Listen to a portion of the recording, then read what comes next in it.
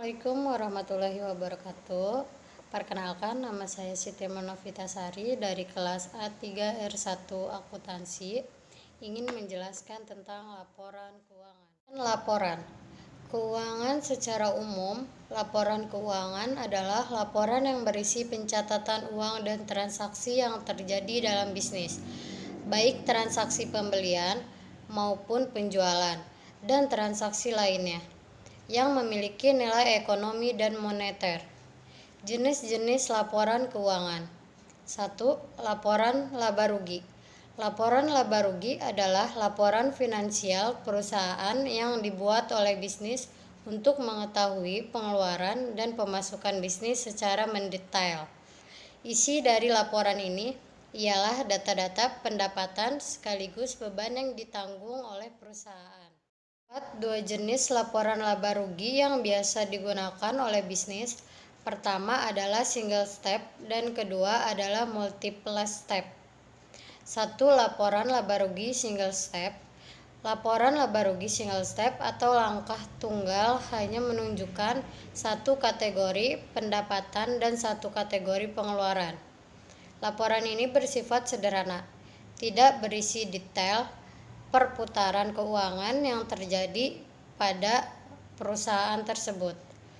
Persamaan yang digunakan dalam laporan laba rugi single step adalah penghasilan bersih sama dengan buka kurung pendapatan ditambah keuntungan tutup kurung dikurangin buka kurung beban ditambah kerugian. 2. Laporan laba rugi multiple step. Laporan laba rugi multiple step berisi lebih banyak informasi umum daripada yang disertakan dalam laporan laba rugi single step. Tetapi laporan ini menggunakan banyak persamaan untuk menentukan keseluruhan perhitungan laba rugi. Laba rugi multi-step menggunakan 3 formula akuntansi yang berbeda untuk mengetahui nilai akhir pada laba bersih.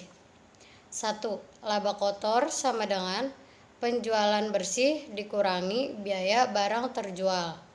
Harga pokok penjualan dikurangi dari penjualan bersih.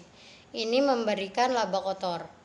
2. Pendapatan operasi sama dengan laba kotor dikurangi beban operasi. Biaya operasional dikurangi dari laba kotor.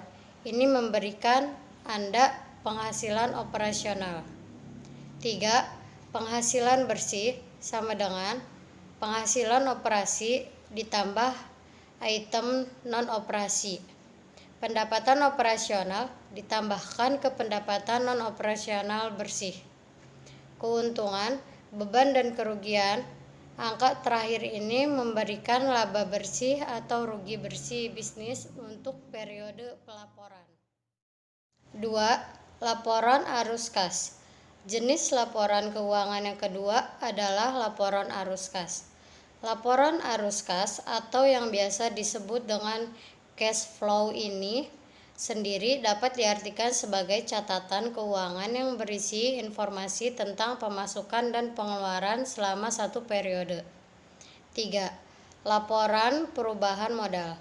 Laporan perubahan modal atau ekuitas adalah salah satu jenis laporan keuangan yang penting terutama untuk perusahaan publik. Tujuan pembuatannya adalah agar perusahaan dapat menggambarkan peningkatan maupun penurunan dari aktiva bersih atau kekayaan dalam periode tertentu dengan prinsip pengukuran tertentu untuk dianut. Bentuk laporan arus kas, contohnya toko ceria, arus kas atau langsung dari periode Januari 2020 sampai dengan Februari 2020. Keterangan aktivitas operasi kas dari penjualan nilai 24.355.000. Pendapatan operasional min 529,682. Pendapatan jasa min 529,682. Kas untuk pembelian min 360.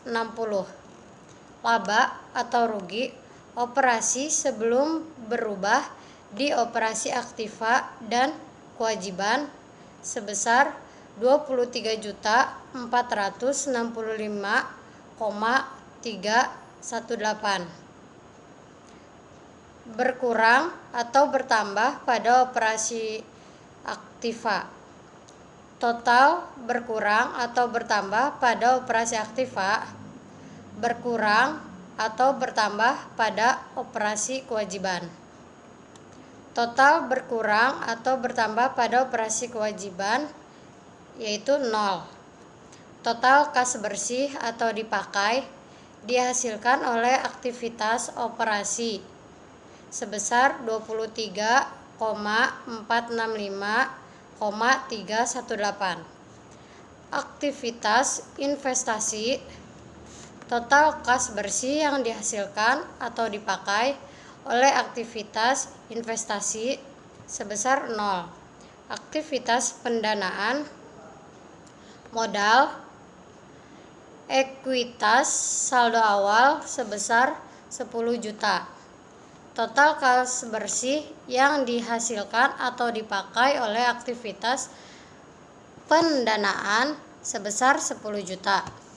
Kas bersih dihasilkan oleh atau dipakai di periode ini sebesar 33.465,318.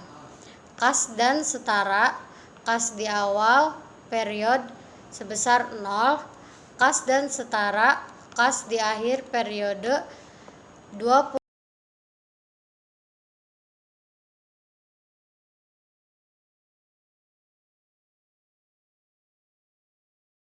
Yang selanjutnya adalah laporan neraca.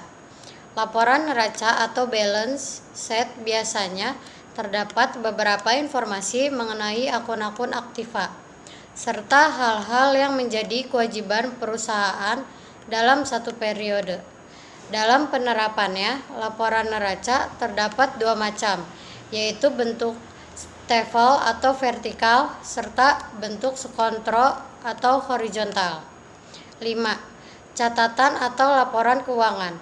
Catatan atas laporan keuangan mengacu pada informasi tambahan yang membantu menjelaskan bagaimana perusahaan sampai pada angka laporan keuangannya. Catatan ini juga membantu menjelaskan penyimpangan atau anggapan inkonsistensi dalam metodologi akun tahun ke tahun. Fungsi laporan keuangan untuk bisnis. 1. Untuk menilai kondisi usaha. 2. Sebagai bahan evaluasi. 3. Bentuk pertanggungjawaban perusahaan. Komponen-komponen laporan keuangan. 1. Komponen neraca aktiva. Sumber-sumber ekonomi yang dimiliki perusahaan yang biasa dinyatakan dalam satuan uang. Hutang, kewajiban yang harus dibayar oleh perusahaan dengan uang atau jasa pada suatu saat tertentu di masa yang akan datang. Modal hak pemilik perusahaan atau kekayaan perusahaan.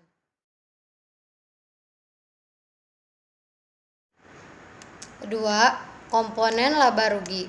Pendapatan, aliran penerimaan kas atau harta lain yang diterima dari konsumen sebagai hasil penjualan barang atau pemberian barang.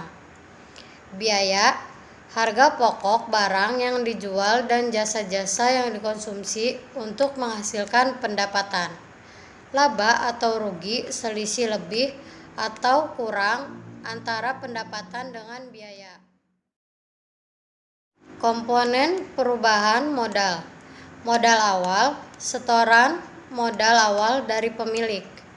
Modal akhir setelah perubahan atau adanya laba, rugi, PRIF, atau dalam satu periode akuntansi laba rugi atau rugi selisih, lebih atau kurang antara pendapatan dengan biaya. PRIF, pengambilan harta perusahaan untuk kepentingan pribadi.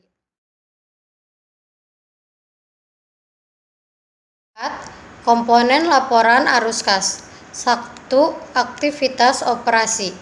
Aktivitas operasi adalah aktivitas penerimaan dan pengeluaran kas yang ditunjukkan untuk kegiatan operasional pemerintah selama satu periode akuntansi. 2. Aktivitas investasi. Aktivitas investasi adalah aktivitas penerimaan dan pengeluaran kas yang ditunjukkan untuk perolehan dan pelepasan aset tetap serta investasi lainnya yang tidak termasuk dalam setara kas. 3. Aktivitas pendanaan. Aktivitas pendanaan adalah aktivitas penerimaan dan pengeluaran kas yang berhubungan dengan pemberian piutang jangka panjang atau pelunasan utang jangka panjang yang mengakibatkan perubahan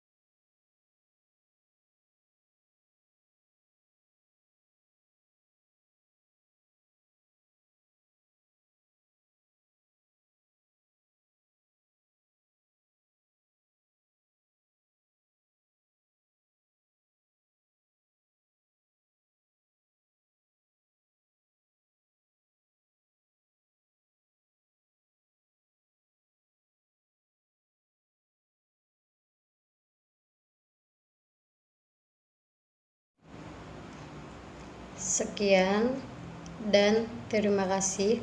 Assalamualaikum warahmatullahi wabarakatuh.